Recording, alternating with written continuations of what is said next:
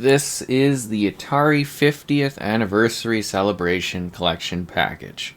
Be sure to like the video, subscribing is great as well.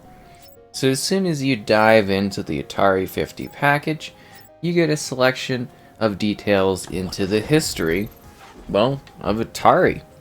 At 50 years, I don't know, old, it's been quite a while as you could imagine, but at the same time when you think about it, gaming really isn't that old, is it? So yeah, you just get this nice little selection of videos and images and neat little ways to learn about the entire history of Atari. And it's a lot meatier in the older days, which makes sense. You get quick options that you can choose from. Don't worry, there's more in-game options too. And then a game library featuring a massive selection of over 100 games spanning 7 different platforms. It's kinda crazy. We're gonna sort by year going all the way back. You can also skip forward if you want, and you can just go through this massive selection of games. So let's start with, well, basically what started it all, Pong. So what are we getting here? Should be 4K, 60 FPS. I mean, your mileage is going to vary. It's a bunch of old arcade games, but they have cleaned them up. There's a save system, a load system. You can view the flyer for the different games, and you can do this for like all the different titles. So this like back button kind of thing. Get the controls. You can do the different screen modes: full, wide, original. Let's show off wide. TV filter on or off. Border on or off. Go nuts. And yeah, let's dive in here. So weirdly enough, though, like a lot of the I'm playing both, so left stick moves the one stick, right stick moves the other stick. Yeah.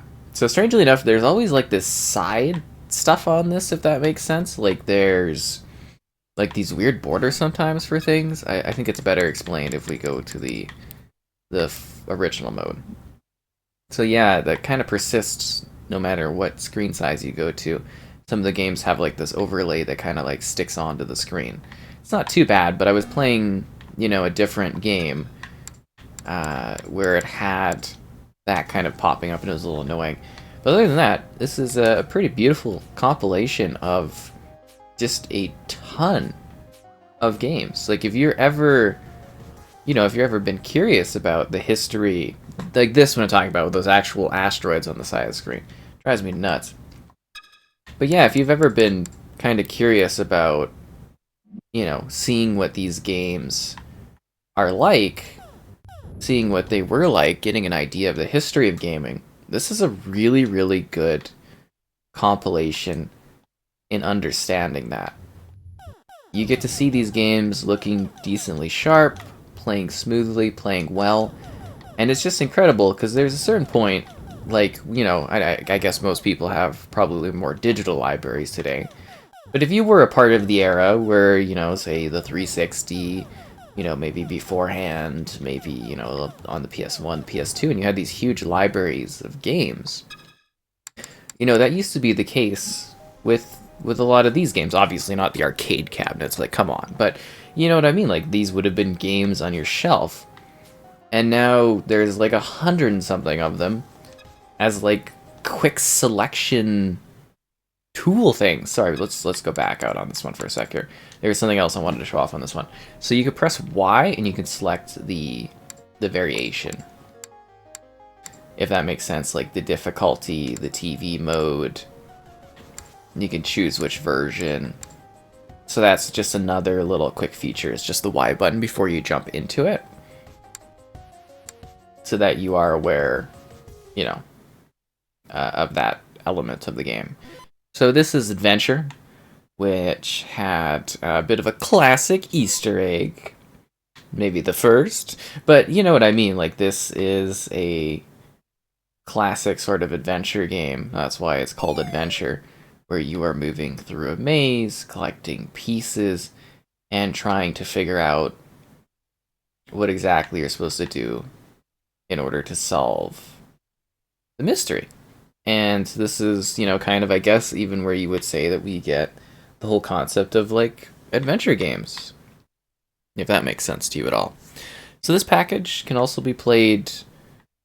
Ooh. Ooh. Can be played locally with up to 4 players, depending on the type of game. And I'm trying to show you, a variety of games. Let's turn the TV filter off, actually. Should we resume and just, the TV filter just kind of being off? It looks much cleaner without that. I don't know, the TV filter, it's an aesthetic thing. But I'm trying to show you as, like, many different games as I can. But keep in mind that there is a lot, right? There's so many of them within this package. And it's actually kind of funny taking a look at this, because, these were all like full games in their own time across these different platforms. The arcade, the 2600, the 5200, 78, the 8-bit, and now, you get to kind of see these all available here just to kind of dip and dodge. And I'm sure, at some point you've probably played iterations and variations on these. I mean, I think most people that have, a little bit of a scope of gaming have probably tried at least Centipede and Millipede at some point, right? And then you also get, like, just the full context behind these too, if you'd like to. Crystal Castles. A lot of the minor. I don't remember the minor ever. Sword Quests. And, these were all, like, mighty games in their own regard, in their own time. And they all did really neat things for gaming. And this is how it advanced, over a 50-year period. From basically pixels to the... I don't know, could we say photorealism we have of today? But just, like, the difference between this and a modern game is just, like, it's astronomical, right? That we've come so far between these different experiences over the years. It's always amazing for me to go to these compilation packages and be like, what's this like? What were these games like back in the day? It's just a really neat educational thing. Ugh. And it's also fun to, like, sit there and, if you have someone that wants to take a look at things, play it and stuff. And it's just neat that they still give us, like, the game manual and that. And they could have done a few more little things here or there for some of, like, the nostalgia type elements, like, interaction-wise, but no, I think this is a nice package. I think this offers a lot of different ways to play. Is this just Gauntlet?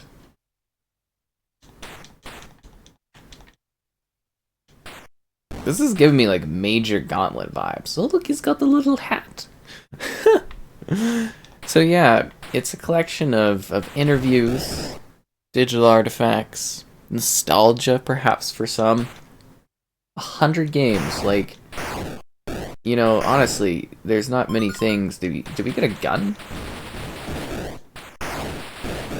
There's not many packages out there that exist that provide this many titles. Now, at the same time, I can also take a step back and I can look at this and I can be, I don't know if maybe someone that's a bit younger might be too interested in this sort of thing. Like, they're very of their time kind of games, right? For me, I find it a fun exercise in taking a look at development and games over time, and I know a lot of these games. I've played quite a few of them over the years, trying them in different things. This feels exactly like Gauntlet. Or does Gauntlet feel exactly like this? That is a good question. And it's kind of neat. And I was sitting there, I was watching, some of, like, the interview type things, and that's kind of neat. I mean, it's not like a crazy documentary, like, level of thing in that regard, but, they're fun little info bits that you could sit there and, hey, see, guys, look, we've always had cross-gen. But, you could sit back and you could be like, oh, this is kind of cool. This is kind of neat. maybe learn a bit about gaming and its history, or see some of the different games here. I mean, there's over 100 titles. There's gotta be, like, something that you're interested in, right? Like, there's gotta be some kind of cool game in here that you're like, oh, this is neat to try out. And that's what I'm saying, like, there's 100 games here. When I do these compilations, I typically like to show all the games. But, like, obviously for this kind of compilation, impossible. I mean, we'd be sitting here, like, all day doing this, but, you know, I think the casual setup of kind of, like, scrolling through these and showing you them Ninja Golf is interesting enough. Now, I don't know if there's necessarily, like, a lot of, like, super heavy hitters, as to say.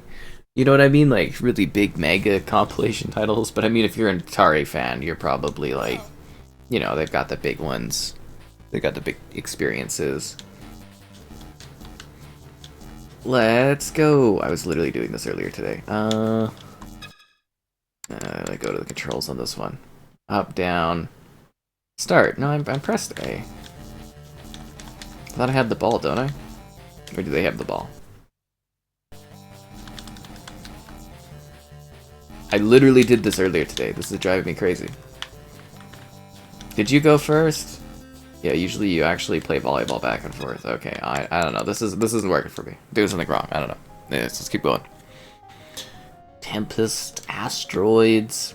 This one was kind of funny too. Trevor McFur in the Crescent Galaxy, and you're like a spaceship thing. I thought you were gonna be like a fur guy that was like, you know, going around with like a gun in your hand, shooting things. Blue, blue, blue, blue. But I do think these kinds of compilations are also important. Because, you know, it's neat to have a historical collection that you can dive into and keeps these classics sort of restored and or playable. And, you know, I'm very much into the whole gaming preservation type of thing, and you know, that's what I'm saying, is these packages are kind of important because they allow you to see things from a perspective of now and compare them to the past. I mean, I don't think really Atari's doing what it used to do, right? I mean, they're not at the level they were, that's for sure, but they've been doing some neat releases recently, some revamps of things, you know. They've been trying some new stuff. I don't think they'll be back into the might of their heyday. And also a good lesson that even if a company is at the top in anything, doesn't mean they're always going to stay there, right? You got to enjoy the moments and stuff as they go, right? Let's enjoy some classic kart racing. But yeah, I think it's variety-wise really good. I can't really think of something. Am I like a chicken dude? That's kind of cool. Nothing really comes to mind where I'm like, you know, this package was really, really missing out on this, or really, really missing out on that. It's just, it's a nice celebration of a 50-year experience where you get to see, you know, what they started with, you get to see how the technology evolved. Do you get, like, mighty things for all of those 50 years? I mean, no, you gotta, like, literally track the history of Atari and when they had their heyday and when they had their big moments, and, you know, you gotta obviously be realistic that there was a lot of time where Atari wasn't really doing a whole lot. The early days, obviously, you know, jam-packed stuff, and it's just kind of neat from that perspective, too. I think most people, industry-wise, know Atari. The younger ones, maybe not really too familiar with Atari at all, that's fine. But they are definitely like a big, kind of important part of the industry, especially the earlier days and how things changed. The Jaguar, Missile Command 3D. They really milked their franchises, eh? IP, it's very important. People never realize that. Fight for your life.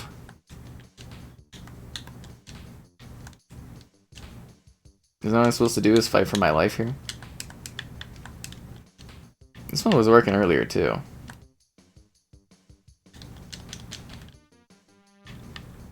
Oh, yeah, no, I forgot. You gotta click begin game. Okay, let's do, Jenny! You can tell these characters had incredible visual assets back in the day. So stunning. Remarkable technology. But it's neat, right? Like, you could sit there if you really wanted to and just kind of learn about the history of this company with all the different interviews. And then you could dive in and play the games they're talking about. And you can have fun playing your favorites. Maybe it's been a while since you dove into the excitement of, you know, this final, like, sort of fight, or Centipede, or Millipede, or Asteroids. And, you know, there's a lot here to like. It looks pretty good. I mean, obviously, this is aged, right? I'm not here being like, you know, this competes with the times of today, don't expect that. But, you know what I mean? Like, they're all cleaned up pretty nicely, right? Like, they look decently sharp. You know, I haven't really come across any sort of issues as I've kind of been diving through these things and seeing what they have to offer and the different ways you can play them. And then you also get some fun things, too, that we didn't dive into earlier.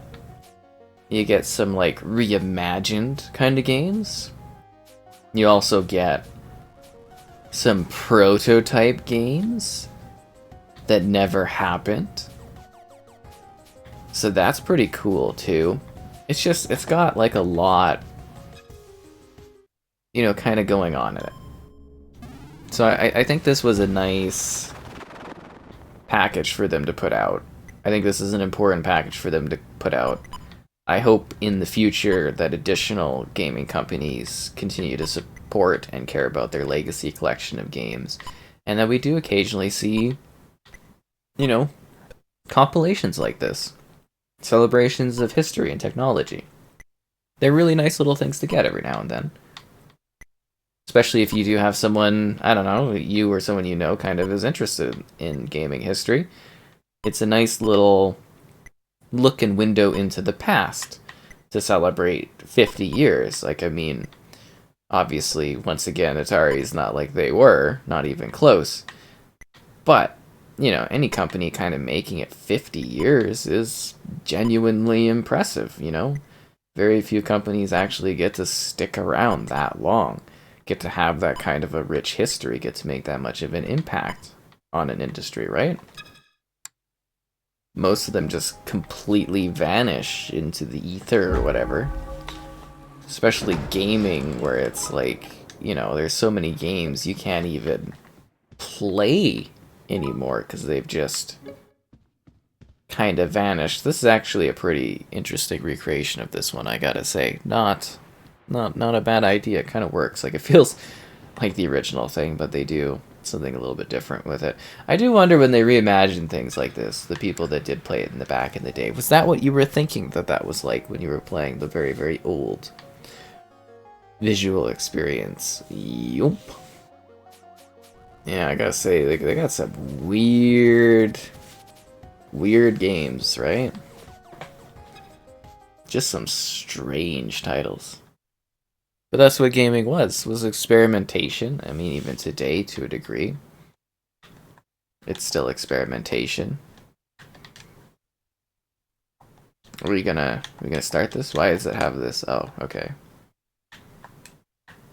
It's good for me. Okay, I'm just gonna back out of this. This opening thing, too complex for what we're trying to showcase here as I'm running down on time. I'm trying to show off some different types of things that you can, you know, again, see what all of this is like. But yeah, you get everything from the arcade to the consoles at home, and I think a little bit of everything in between. Prototypes, historical moments, you know, little surprises here or there. It's neat. It really is. It's kind of interesting. It looks good, plays well. It presents, as I said, like an insane quantity of games, over 100 different titles. Are there, like, I don't know, mega huge hits in here? It depends on the type of individual you are and what you like and what you found interesting over the years. You know what I mean? You know, maybe somebody really loves Cloak and Dagger. Maybe somebody really loves the Crystals. Maybe somebody loves Centipede and Millipede. There's a lot to enjoy, you know, for different types of folks. And I think that's kind of a cool little thing that these sort of packages exist. And at the end of the day, I'm happy that I was able to dive in here and take a look at this fabled history and get an idea of games that have come and gone.